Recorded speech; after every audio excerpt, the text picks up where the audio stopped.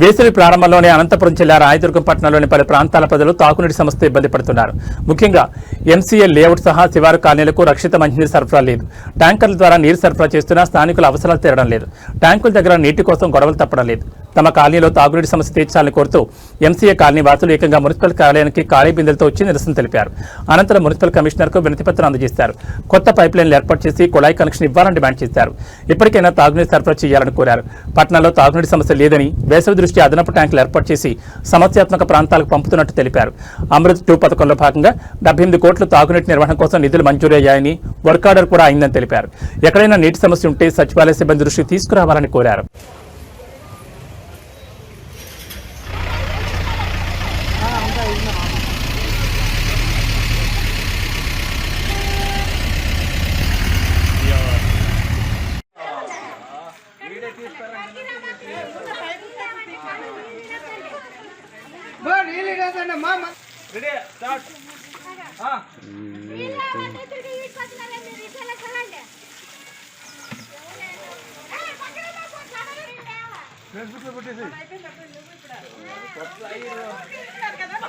అని చెప్తున్నారు.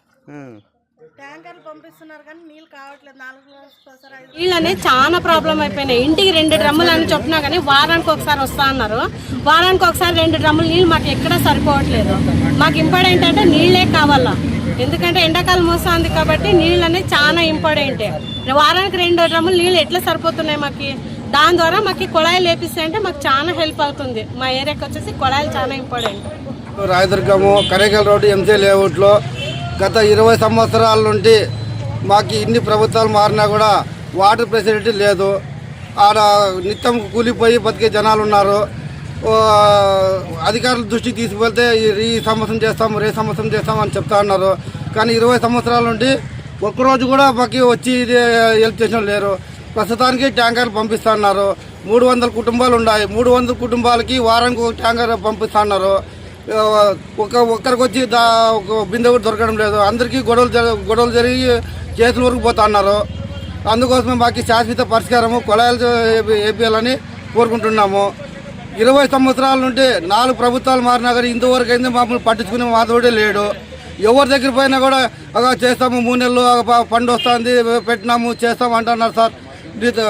రికార్డు దగ్గర డొక్కాన్ని కుటుంబాలు ఉన్నాయి. అక్కడ అన్ని లేబర్ కుటుంబాలే ఉండేది. అక్కడ ఇంతవరకు అయితే నీళ్ళు అసలు వాటర్ లేకుండా అన్నం లేకుండా బతుకుతారు. వాటర్ లేకుండా బతుకుతారా? ముందు ఎండాకాలం వస్తుంది, ఎండాకాలం వస్తుంది సార్.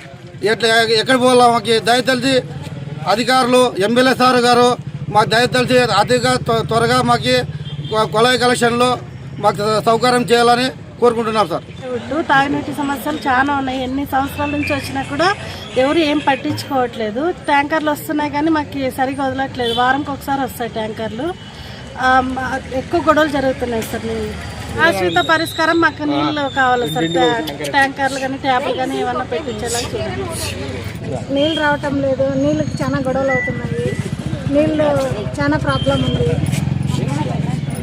మాకు నీళ్ళు వాటర్ అవి పంపించే వాటర్ సరిపోవటం లేదు. 2 ట్యాంకర్లు అట్లా పంపిస్తే మాకు సరిపోవటం లేదు సార్. నీళ్ళ ప్రాబ్లమే ఎక్కువ. ఇప్పుడు మనకి మార్చి ఎండింగ్లో ఉన్నాము.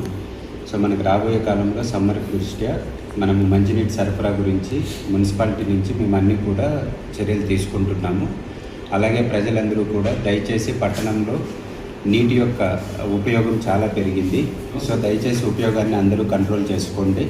సో అదేవిధంగా మీకు ఎక్కడైనా ఇబ్బంది ఉన్నట్లయితే కనుక మా అమ్యూనిటీస్ సెక్రటరీ కానీ, డిఈ గారు, ఏఈ గారు మీకు ఎప్పటికీ అందుబాటులో ఉంటారు. వాళ్ళకు ఫోన్ చేస్తే మీకు ఇమీడియట్గా ట్యాంకర్స్ని కూడా అవైలబిలిటీలోకి తెస్తాము.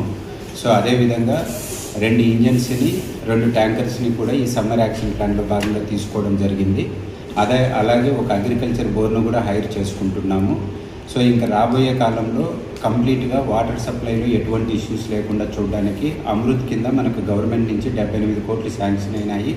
సో అది ఆల్రెడీ కూడా వర్క్ ఆర్డర్ ఇష్యూ చేయడం జరిగింది. ఆ పనులు కూడా తొందరలో స్టార్ట్ చేయబడతాయి.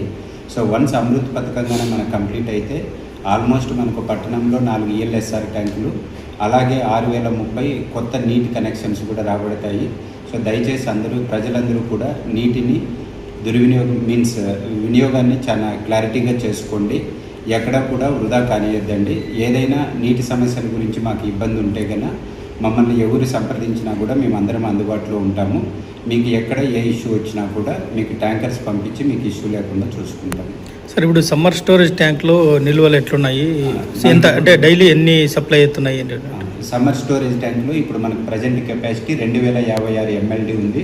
సో మనం యూజ్ చేసేటువంటి ప్రజెంట్ 11 MLD ప్రకారంగా మనం చూసుకుంటే మనకు దాదాపు ఇంకా 5 నుంచి 6 నెలలు వాటర్ వచ్చేటువంటి పరిస్థితి ఉంది. అయితే ఈ వాటర్ని మనము వృధా కాకుండా నీట్గా యూజ్ చేసుకోవాల్సినటువంటి బాధ్యత మనందరిపైన ఉంది.